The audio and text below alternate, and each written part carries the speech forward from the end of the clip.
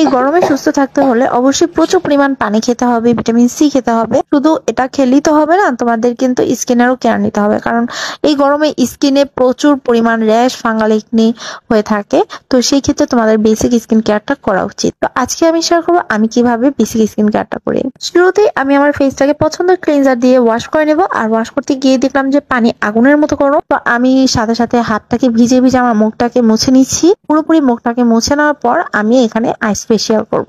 পাতলা সুতি কাপড় আমার কাছে, গামছাটা মাথায় ছিল, সেজন্য আমি আমার ওড়না দিয়েই সুন্দরভাবে বরফটাকে ঠিক এইভাবে ট্যাপ ট্যাপ করে আমার ফেসে লাগাচ্ছি। এই তো আইস ফেশিয়ালটা করার পর দেন ফেসটা অনেকটা টান টান আর অনেকটা সফট স্মুথ হয়ে যায়। তারপর আমি সানস্ক্রিন ইউজ করছি। এই তো সানস্ক্রিন লাগানোর পর আমি একটা জেল ইউজ করবো। এই জেলটা ফ্রিজে রেখেছিলাম, আর এই জেলের স্মেলটা এত সুন্দর। জেলটা ফ্রিজে লাগানোর পর দেখতে পাচ্ছ স্কিন কতটা গ্লো করছে, প্লাস হাইড্রেট হয়েছে। তো এই তো আমার স্কিন কেয়ার কেমন লেগেছে কমেন্টে জানাও।